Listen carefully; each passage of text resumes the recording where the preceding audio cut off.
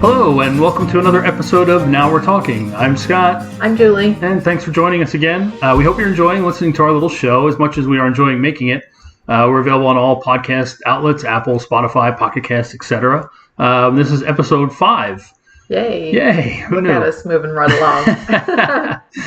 along. Today we have our Am I the Asshole of the Week, and we're going to spend time talking about concerts. I think between the two of us, we've seen our share of concerts. Yeah, but like shows, probably more you than me. Well, yeah, but that's okay. So we're talking about like ones we've been to, ones we enjoyed the most, and talk about acts that we'd like to see but can't or just haven't for whatever reason.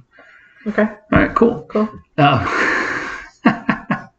All right, so we'll start off with our Am I the Asshole of the Week? And I thought this was kind of funny, and it kind of is interesting because it has to do with a dog, and we are dog people, as we've talked about before. Right.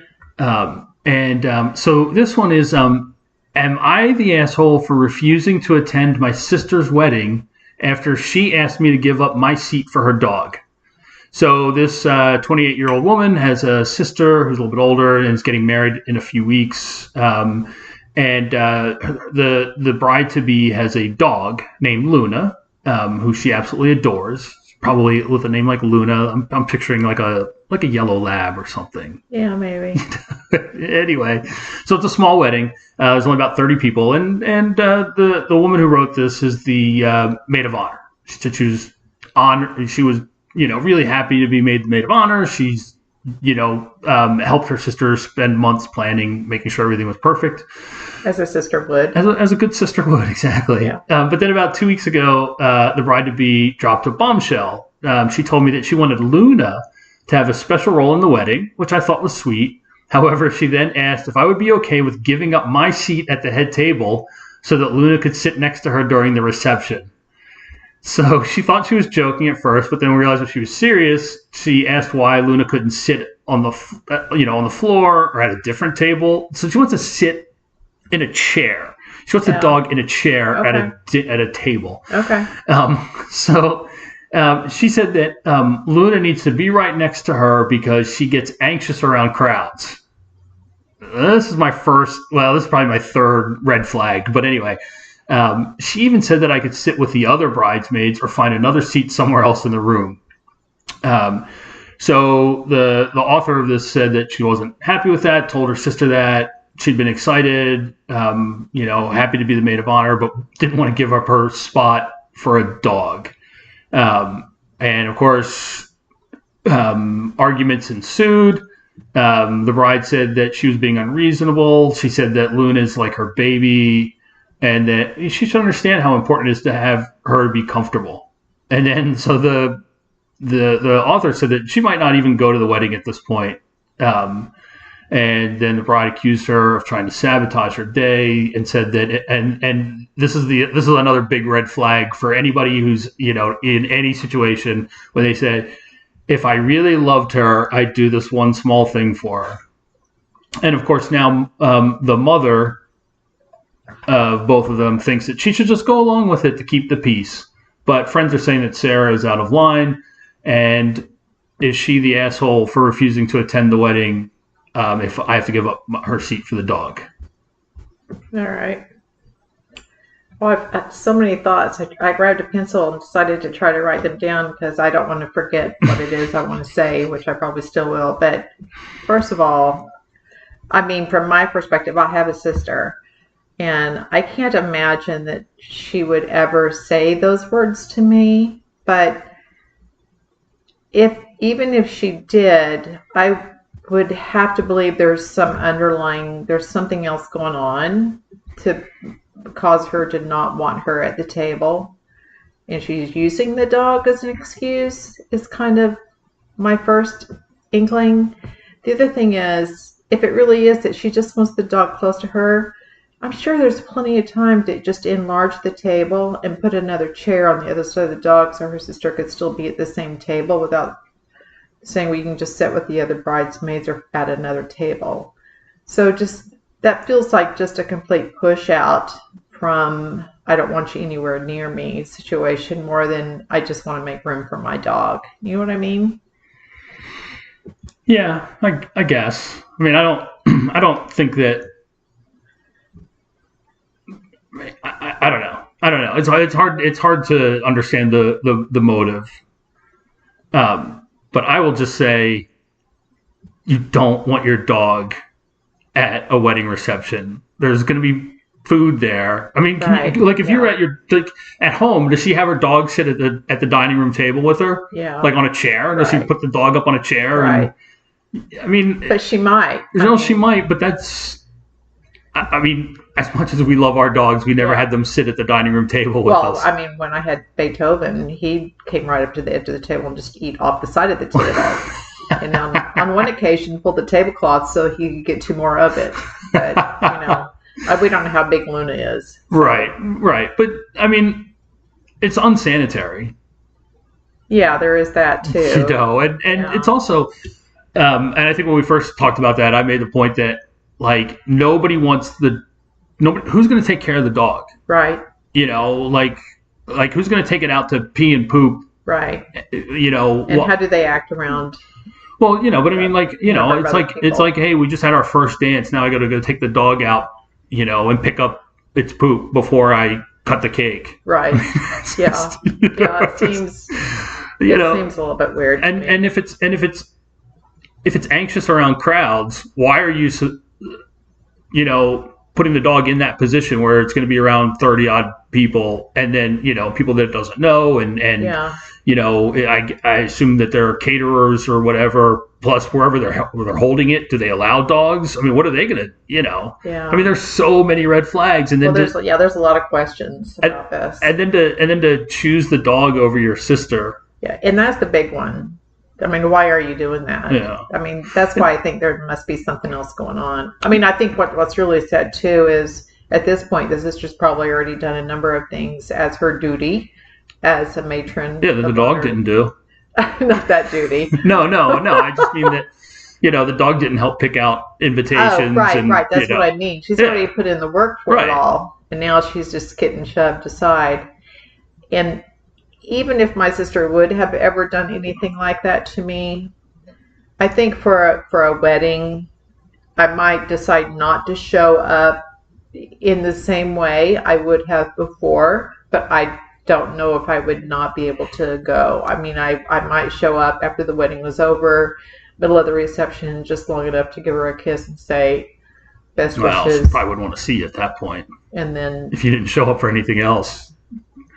Like if you weren't at the ceremony, she's not going to want you to show up in the she middle of the probably reception already- and give you a yeah, kiss. But at that point, she's not expecting you to be there anyway. So a surprise, oh, there she is. She did come after all moment, I think would be something. Yeah, I don't know. If it were me, I'd be like, I don't want you here. If you didn't want to be here, I don't want you to just But that pop was, in. yeah. But she brought this whole situation. Oh, I know. Yeah, but she on, thinks she's so- right. So, she thinks that the maid of honor is in the wrong here. So So what were the rest of the respondents? no, I mean, it was pretty much. She's not the asshole. Yeah, she is definitely not the So asshole. at some point, the sister who's getting married is going to understand that it was really a crappy thing to do to your sister. Yeah, So yeah, absolutely. do they ever do follow-ups on those? Sometimes they do. You can go and let me go and look up that person. Let's see. Kind of like to know how this one turned out. Let's see. Usually you can. It does not look like she has. Well, that's unfortunate. Maybe you can follow that one and Yeah. report back. Yeah, it'd be interesting to see. All We right. should also give a quick update on Major because he's spending his last weekend in Oh, right. Palm Springs Right. this weekend. Right. So for those of you who don't remember or weren't listening, we have a little statue of a little basketball guy, Little figurine guy. little figurine that we send out to friends and family around the country, and they take him on trips. His name is Major Award, and you can follow him on Instagram, MJR_award. Right. Is that right? Yeah. And right now he's in Palm Springs, right? Yeah, that's the downhill side of his adventure up California into Oregon Right. and back down. lot of good pictures. If you excellent if you pictures. go And to again, Instagram. thank you to our R-squared guys who took him, and we're so appreciative. We love that our friends are happy to join us in this little venture, and family too. Shannon took him first, so we thank you all so much for giving us something to get cheerful about. Yeah, a lot of good pictures. The guys who have him now have they embraced it. Yeah, they did. There's tons of pictures, and they've introduced him to other people, so they're they just had a blast with it, and we just love seeing all of the pictures that they take, and because they've just done a great job. Yeah, I mean, strangers would stop and say, "So what's the story here?" And then they got an opportunity to talk about him, and it's been so fun, and I'm just so thrilled about it all. But anyway, he'll probably come home next week, so we'll have him home. We need to get him home for when we go out next. Right. Yeah. For the next one, we get to take him next. I don't know if we'll be able to outdo. Oh no, there's no way we can top some of those. Yeah, no way. But Ray had even created a little lift for him on a camera, little stilt thing, so he could raise him way up high, and he could his view was better than everyone else's. It's so cute. That's anyway, funny. I love it. All right, awesome. So what we wanted to spend the bulk of today talking about was, and I saw some, I don't know, probably a millennial or something on Threads who asked the question, where did people even buy concert tickets in 1995? I asked Julie, because you are a little bit older. Right. 95 to me is, like that's like the computer age, really. I mean, Ticketmaster was already well established by then. And, right. Right. But back in 1975, right. Not so much. Where did you? Yeah, or not so much. And even when I was in high school in the 80s, right. And so I wanted to spend a little bit of time just kind of talking about that. You want the old person to weigh in on. Well, it's not, and it's not just the time. It's also that you were in Kansas, in a small town in Kansas. Right. It's not like you were in Kansas City or in in Manhattan or Kansas or it's one of like a college town where bands would just come there anyway. Right. So there's kind of 2 or 3 different answers to that. So first of all, there was, and I had to go back and look because I couldn't think of the name of the actual company that did this, but they were called Select a Seat. And so when I went to an Eagles concert in 1976, I feel pretty certain that is where we got our tickets, and you could buy them in the back of Sears or other record shops and stuff. And we had a couple of different record shops in Liberal, so we were able to sometimes secure our tickets from there. And then sometimes there's also whoever's doing the promotion, who was promoting the shows, would offer tickets, but you would normally have to send a cashier's check or a money order by mail, and then snail mail for those of you kids listening. There was no Venmo. There was no Venmo. So then they would actually send you, paper tickets back in the mail, and then you just hung on to them until you got there. And if all else failed, you just showed up at the window as soon as you possibly could, and you'd either camp out which I sadly never did, but many people did camp out in parking lots and stuff and wait to buy their tickets at the window. So not like you're not talking about not going on the day of the show. You're talking about going ahead of time, like maybe the evening before. Oh wow. Yeah, but I never did that, but I do think that it happened. Mm-hmm. And probably even more so than would do that now, obviously, because you can buy your tickets online and they show up in you eventually just stick them in your Apple Wallet, So certainly technology has made it easier to secure those tickets, but we still found a way to buy tickets and get to the show, you know? Yeah, it's interesting. I remember, let's see, I guess it was like 1985, the first time I camped out for tickets. And it sounds like, at that point in New Jersey, they were called Ticketron. Oh, okay. And it sounds a lot like Select a Seat. Right. Where it would be at like a record store, you know, and they would just have like a little machine. Oh, okay. That would like, you know, I mean, it must have been connected probably at that point via like a telephone line back to the venue. Right. You know, and they you would see what seats were available. And you would, you would go and, you know, you know, you would just say like, I'd like, you know, 4 of the best available. And, but it was funny. So we would camp out. There was a place near us, you know, in like a strip mall, and we would camp out there. And then another time we had to camp out at a mall in Pennsylvania at like a department store. It wasn't a Sears, but like a Gimbals or something, whatever Philadelphia local department store was. And I remember camping out there for Van Halen tickets. And then we did actually go down for U2 tickets. We actually did camp out down in Philly at the arena at the Spectrum.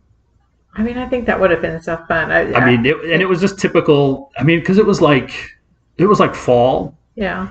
You know, and so we had like fires going in trash barrels and stuff. You know, I think that sounds so fun. It was a blast. I would love to go back and do my life over. I would definitely do that. It was a lot of fun. It really was, and you know, but it sounds like I said, Ticketron was probably a lot like Select a Seats, and then of course Ticketmaster bought up everybody.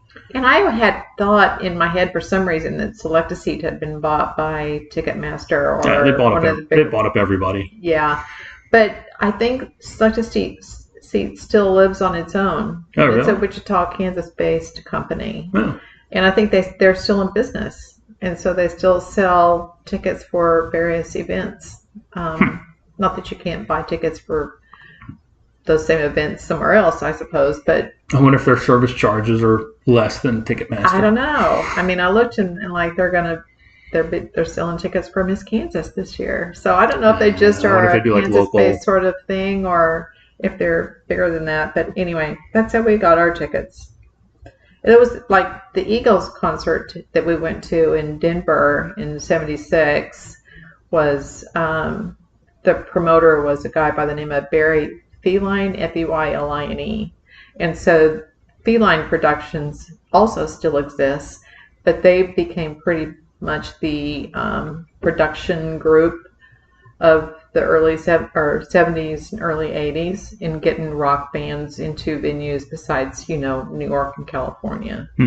So you could also buy tickets from them if they were one of the groups that, you know, I think they did U2 and a number of other big, you know, names besides the Eagles. But you could send cashier's checks or money orders to their offices, and they would also send you tickets. So there are a number of different ways, but certainly not as easy as it is now. Well, it's interesting because you probably, you know, if you send out a cashier's check or something, like you don't know what seats you're getting. That's true. Yeah. You know, I mean, you could be behind the stage. Yeah. Yeah. With a big curtain in front of you. But when you got them in the mail, you'd open them up real quick and be like, where are we sitting? Where are we sitting? And, you know, you get super excited because you didn't know where you were going to be exactly. Right. Unless they send a seating chart along with it, you wouldn't necessarily know. Well, like right. I'm in section 205, and you're like, well, is that like all the way at the other end? Or I mean, I get that, but also, like Mile High Stadium only had it was a 65,000 seat arena, so it wasn't really that big in terms of what arenas look like today, right? No, that's huge. Well, maybe I'm wrong about that. 65,000. I mean, that's probably what it fit with people on the floor. I don't know. Now you're questioning. Now I question my numbers. So I'll have to go back and look and see. Because that sounds big, but anyway, it is really big. I mean, I'm not saying that I'm not saying that. Yeah, 63,532. Yeah, that's a lot of people. Yeah, I mean, it was big, but it's not as big as like when we went to go see the Seahawks. How big is their stadium? It probably seats less than. It's probably about 60,000. Okay. Maybe a little bit less, because one end doesn't have as many seats in it. Plus, you're talking about like a concert. You've got people on the ground. Right. So it's not just who sits in the seats, the regular seats for a football game, but all the people that are sitting on the field. Oh, I see what you mean. Yeah.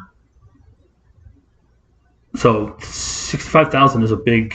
It's a big number. It's a big number. I mean, like some of the big college football stadiums, like the Big House, Michigan seats like 115,000 or whatever it is in the Horseshoe. Okay. And even the Tennessee Neyland Stadium, they seat I felt over 100,000. I remember feeling very small when I was in that stadium, but yeah. But I also remember watching it come down, thinking, well, they must be putting something in twice its size. So in my head, 65,000 didn't seem like it must be big enough for them because they wanted something bigger. So what is the Denver Stadium now? Yeah, what is it now? Well, it was Invesco Field. I'm not sure if it still is, but probably it's probably about the same size. All right, so we're down a rabbit hole now. But anyway, that's my answer. All right, so we know that your formative, your young concert going years. We already talked about you were in Kansas, and we mentioned that I was in New Jersey. So I had the benefit of being able to go north to New York City or south to Philadelphia, where I live was about halfway in between. So I got to see like a lot of concerts. Yeah. It's another podcast where you get to shine. Yeah, no, but we've also seen a lot of concerts together. We have. And so, all right. So the next thing we want to talk about is, and it's really hard to narrow it down. But let's talk about our top 5 concerts of all time. Okay. All right. So we'll go back and forth. All right. And you can go first, although I think people can probably already guess what your first one is. Yeah, well, unless you're slow, which is also fine.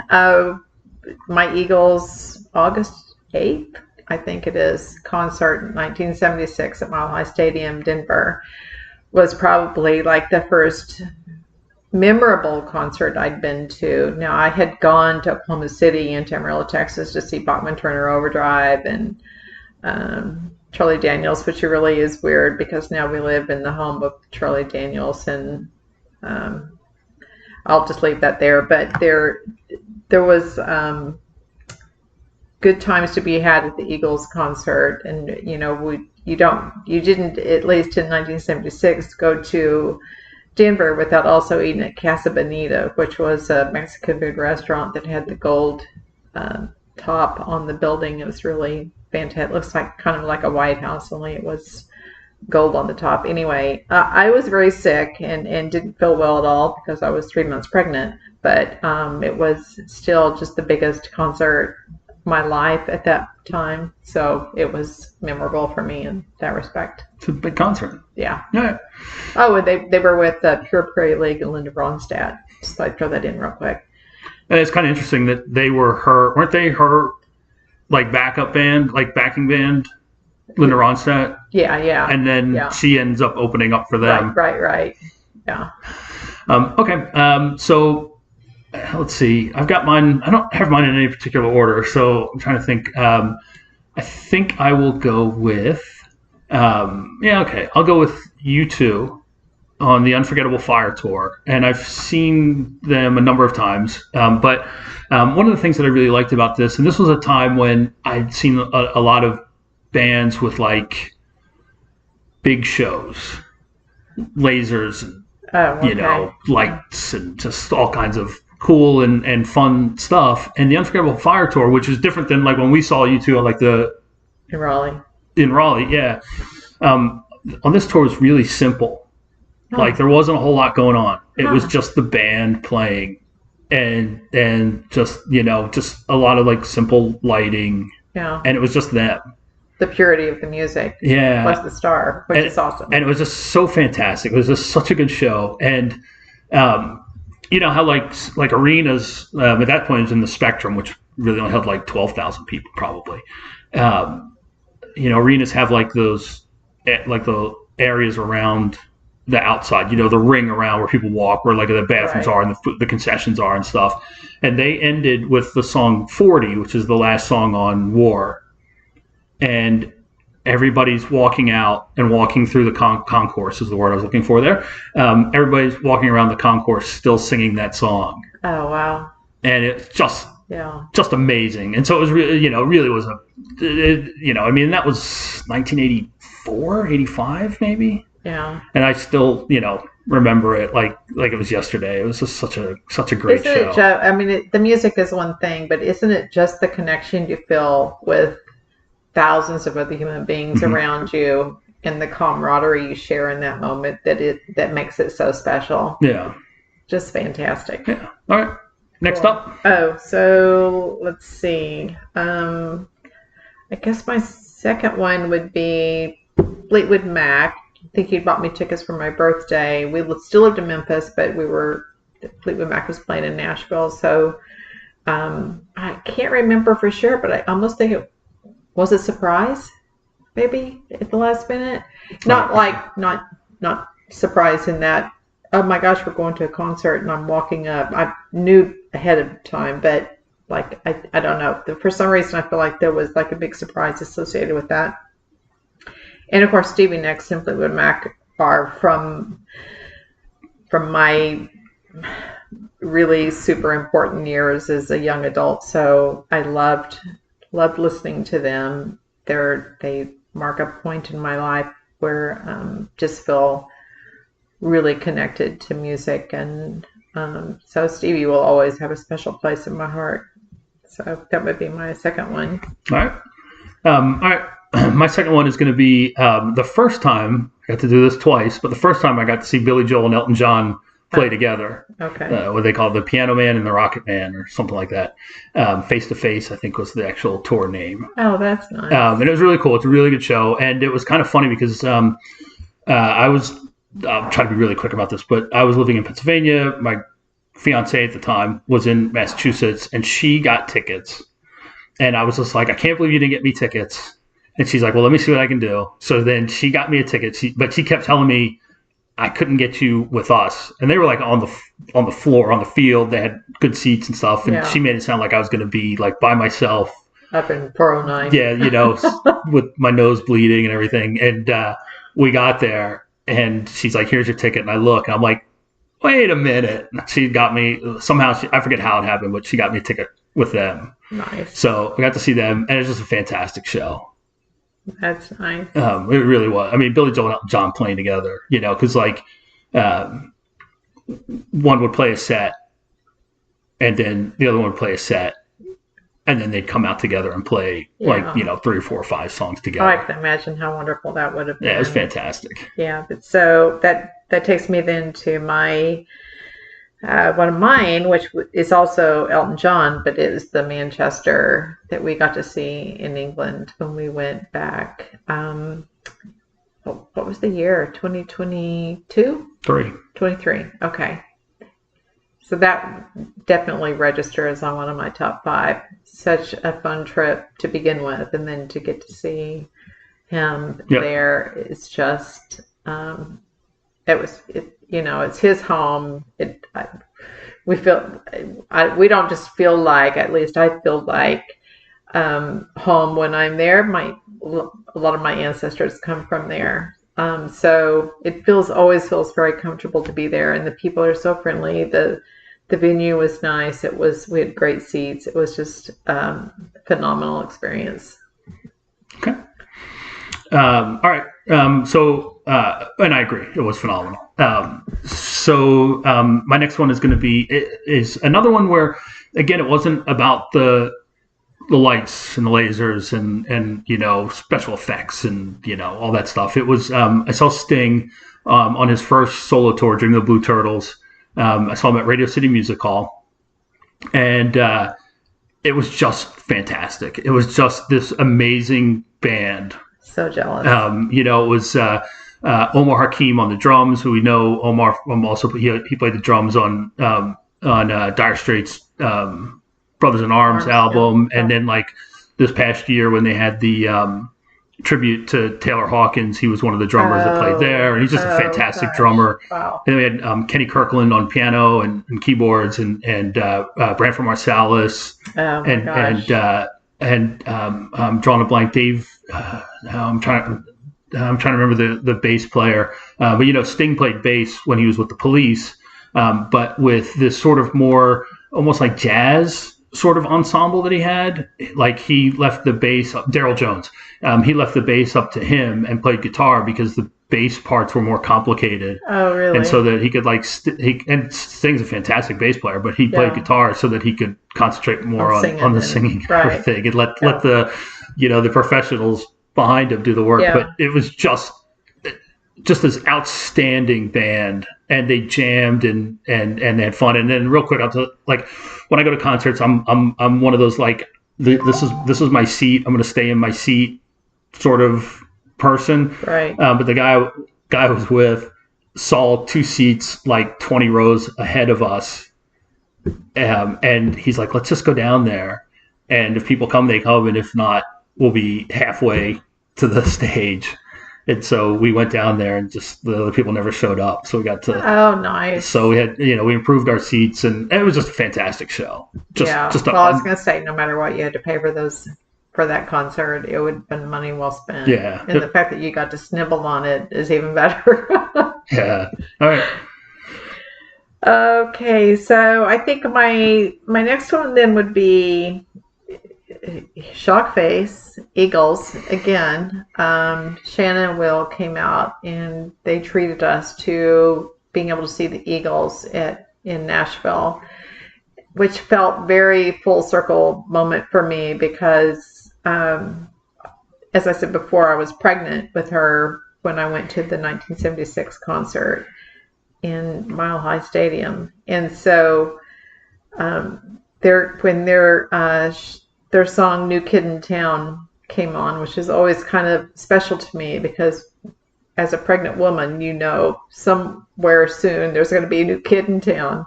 So that song always sort of rang true for us. And so when that song came on, when we were in Nashville, such a full circle moment for me was, it's hard to put in words how special that was. So. Plus, we had great seats. Yeah. We were like in the 6th row. I know. It was fantastic. Yeah. Just so fantastic. So.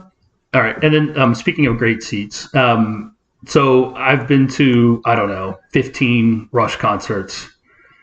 I think 15, 16 in my life. But the one that stuck out the most for me, for just the simple reason, I finally decided to splurge, and we got front row seats to see them on their Snakes and Arrows tour in Philadelphia.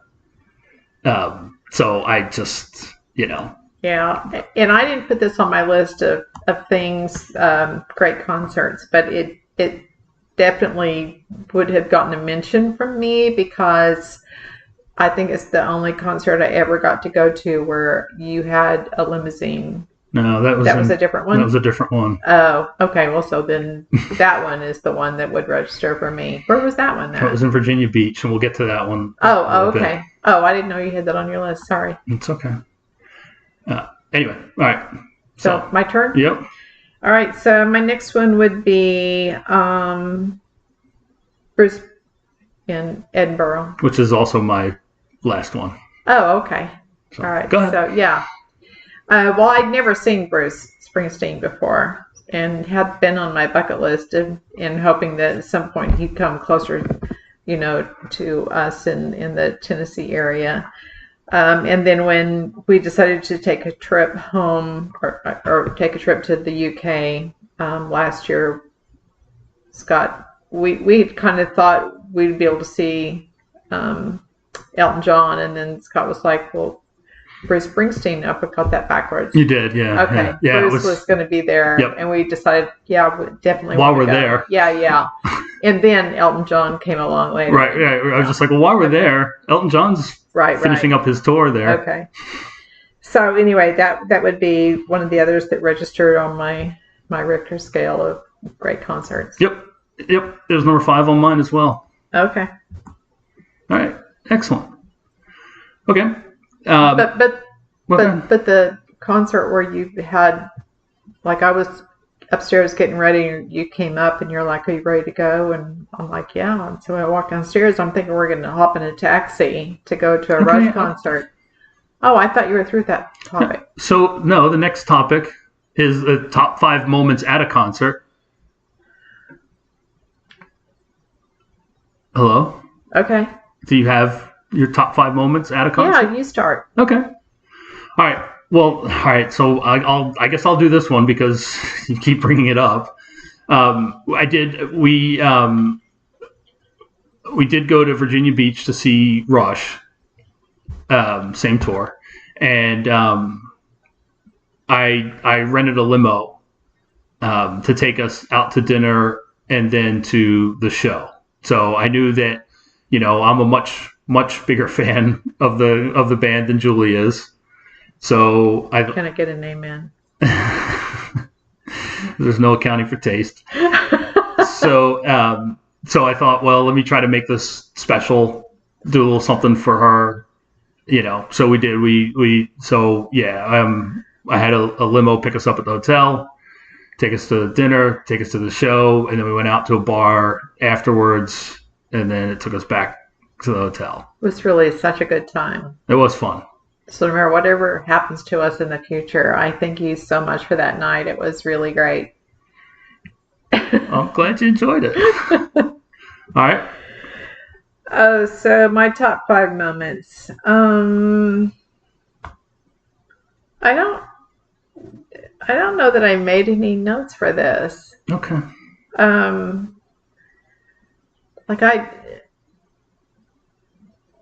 I think when I made my list, I was thinking there are always something. There's always something. Not always, but oftentimes there's something special that happens at a particular concert, right? It might be like a special guest shows up, right? When we saw Stevie Nicks here, and Sheryl Crow came out and sang with her, or something like that. There's always something that just makes it a little bit different than just, get in the car and park and walk to the stadium and go see a show, and then come out and everything in reverse on the way out. Right. Exactly.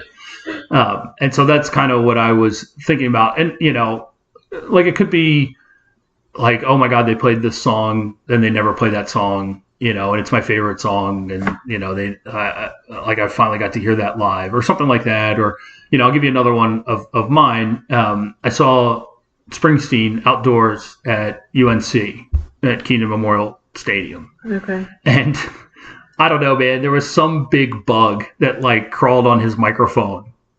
And so he picks it up and he holds it, and there's the big screens there. And so they zoom in on this bug, and it's ginormous. And he laughs and asks what kind of prehistoric creatures do we have in North Carolina? What was a locust? I don't know what it was, man. It was some nasty looking thing. But it was just funny because it just, you can just go to concerts and the band just plays their songs and then they're done. And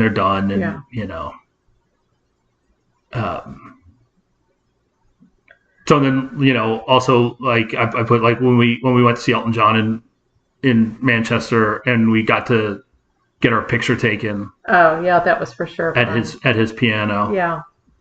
Before the show started. Right. I thought that was a lot of fun. Yeah.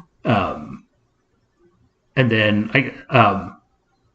one of the times I saw Billy Joel in Philadelphia, I think it was in 1993, and the Phillies were trying to clinch the National League East. And this was in the days before the wild card and stuff, and there's only the East and the West played, and then they went to the World Series. And he would go backstage and check on the score, in between songs. He'd go back, and then he'd come out and give us the score. And then he finally went back and came out and just said, Philadelphia Phillies, National League East champions, and the place just went crazy. You know, the people I were there with were like high-fiving, falling all over each other and everything. And so people not packing their own smartphones in '93. Yeah, there weren't a whole lot of, in fact, none.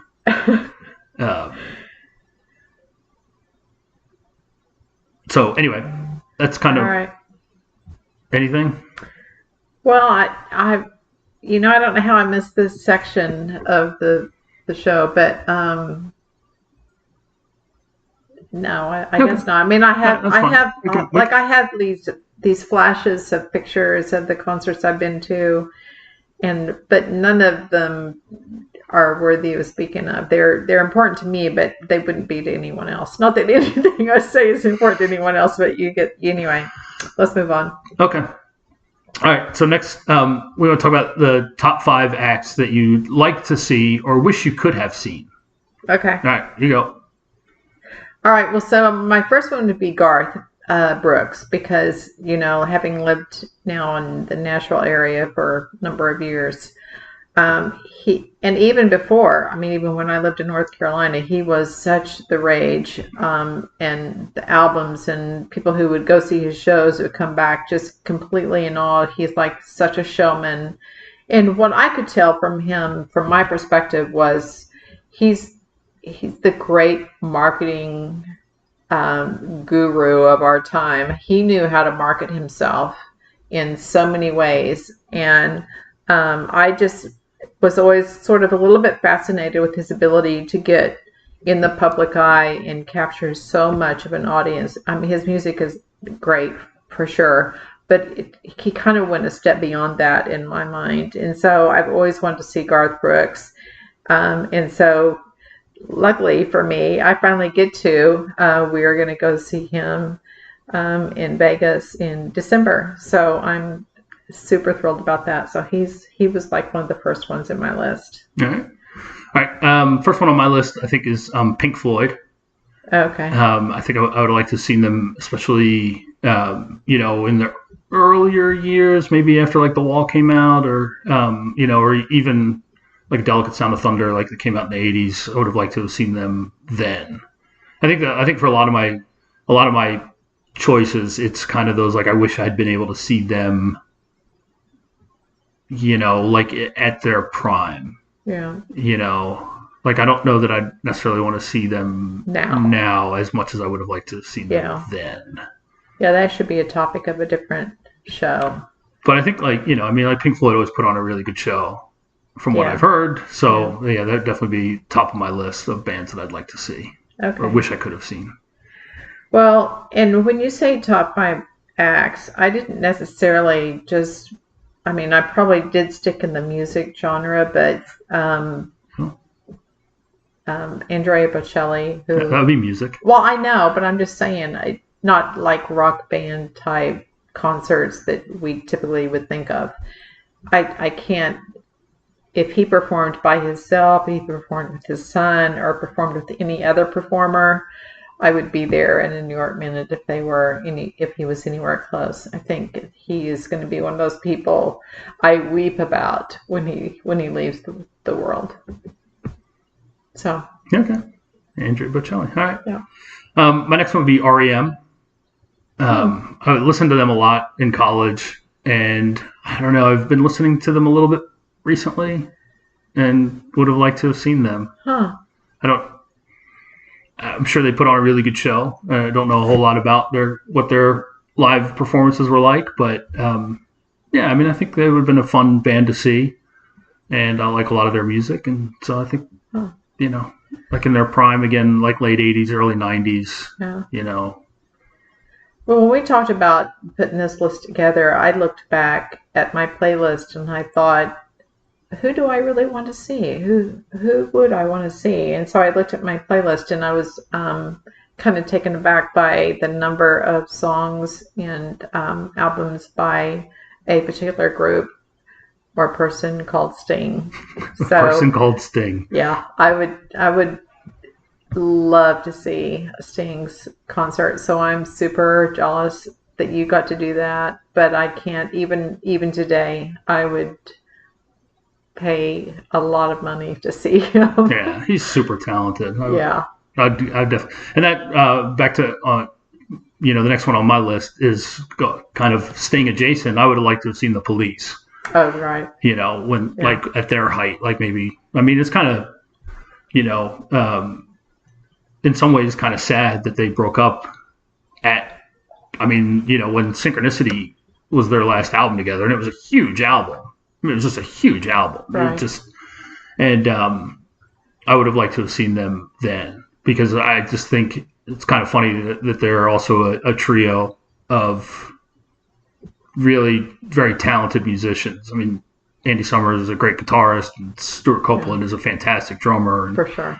So, the Police would have been. I would have loved to have seen them. All right.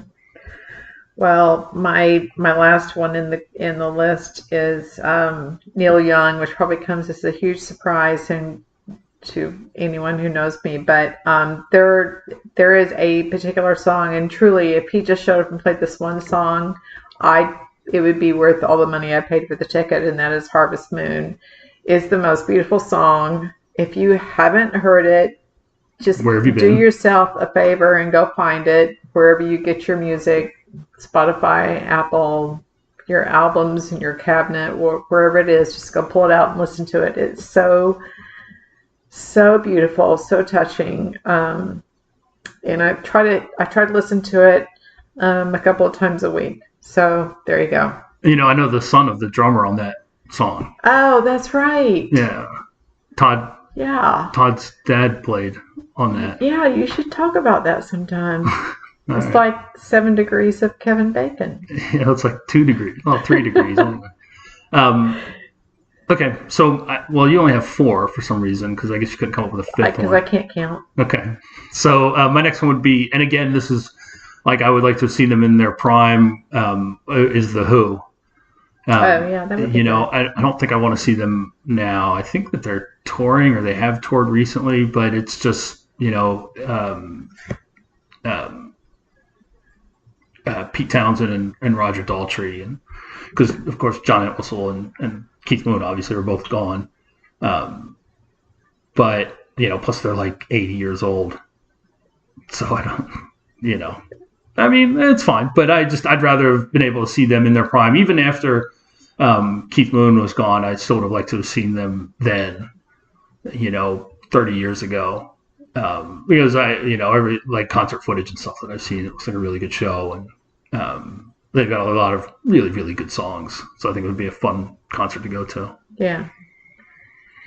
Yeah, but I'm looking at your list because for those of you in the listening world, we do create sort of an outline of things we're going to talk about, or we might not know exactly the things we're going to talk about. And I can see that you also listed the Beatles. Mm-hmm. So even when I saw that sub-caption, I would have thought we're talking about people who were still here. So at one point I did just think for a moment about putting Paul McCartney on my list, but he's still here. I know, because he's the only one who's still here. You could have put him on the list. But I didn't know we could reach back in time, so yeah. Well, I said it's not fair. Who you'd like to see or wish you could have seen? Oh well, okay. Okay, so reading is fundamental. But it's kind of like insert that little rainbow. Like in my ear, I would have obviously it's John Lennon's death was a tragedy. Yeah. But I mean I did get to see Paul McCartney. I saw him in Raleigh. And he put on a really, really, really good show.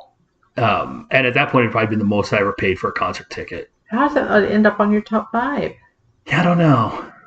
So many good shows. It's hard to pick just 5. Gosh. But I pictured maybe a reunion tour. I guess like the Eagles, like Hell Froze Over, and the Beatles got back together, right? Yeah. Like in an alternative timeline, where Lennon wasn't killed, and they play, like you can imagine them playing, and like each of them sort of doing like their own sort of part of the show, right? Maybe they all like the other 3 go backstage and Lennon just takes to the piano and plays Imagine and maybe a couple of other songs, and then McCartney comes out and plays, some Wings songs, and and then they like George Harrison does like While My Guitar Gently Weeps. Oh wow! A couple of his stuff, and where's my Beck lighter? Yeah, exactly. And then they play like 1,000 Beatles songs that everybody knows. Like I just think that like I don't think I could live through that. My heart would stop. Yeah, in another universe that happened, and it was fantastic, and we all loved it. So I want to live in that world. Yeah, you and me both. All right. Okay. So So the last thing we want to do is our good thing of the week, or our best thing of the week, or whatever we call it nowadays. I found this. I don't even know how I found it. But you spend a lot of time on the internet. I have way too much time on the internet. But I found this place that it's a new, I don't know what you call it. Well, they call it a resort and spa.